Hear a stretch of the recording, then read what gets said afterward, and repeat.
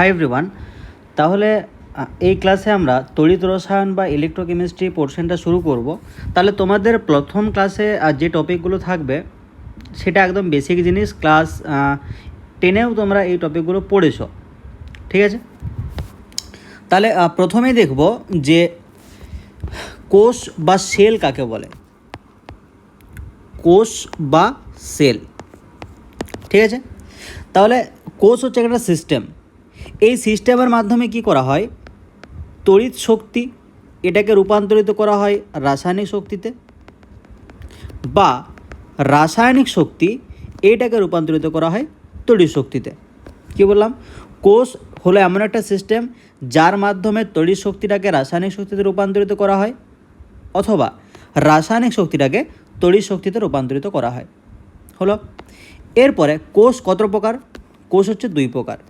একটা হচ্ছে তড়িৎ বিশ্লেষ্য কোষ বা ইলেকট্রোলাইটিক সেল, আর একটা হচ্ছে তড়িৎ রাসায়নিক কোষ বা ইলেকট্রোকেমিক্যাল সেল, ঠিক আছে? তাহলে তড়িৎ বিশ্লেষ্য কোষ বা ইলেকট্রোলাইটিক সেল কাকে বলে, আর তড়িৎ রাসায়নিক কোষ বা ইলেকট্রোকেমিক্যাল সেল কাকে বলে? তাহলে তড়িৎ বিশ্লেষ্য কোষ মানে যেখানে তড়িৎ শক্তিটা রাসায়নিক শক্তিতে রূপান্তরিত হবে। কি বললাম? তড়িৎ বিশ্লেষ্য মানে তড়িৎ শক্তিটা রাসায়নিক শক্তিতে রূপান্তরিত হবে। ইলেকট্রোকেমিক্যাল মানে তড়িৎ রাসায়নিক কোষ। তাহলে এখানে কি হয়, রাসায়নিক শক্তিটা তড়িৎ শক্তিতে রূপান্তরিত হয়। হয়েছে?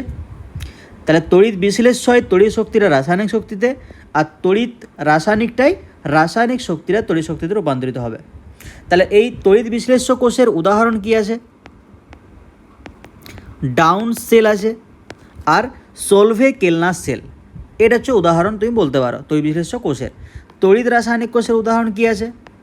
ড্যানিয়েল সেল আছে, ড্যানিয়েল সেল, নির্জল কোষ বা ড্রাই সেল, ব্যাটারি, জ্বালানি কোষ।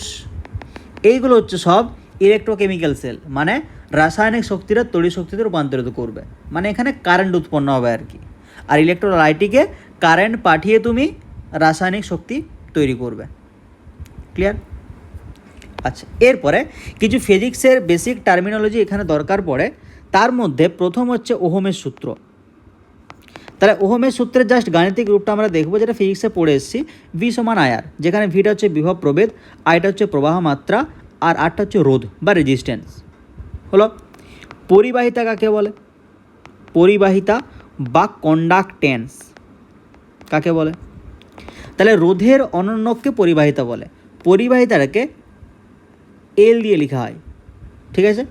তাহলে এল হচ্ছে পরিবাহিতা, কার অনন্যক বললাম? রোধ। তাহলে 1/R, মিটে গেল। এবার যদি বলে পরিবাহিতার একক কি, কি বলবে? তাহলে রোধের যদি বলে যে সিজিএস একক কি, তাহলে এল সমান 1/ওহম।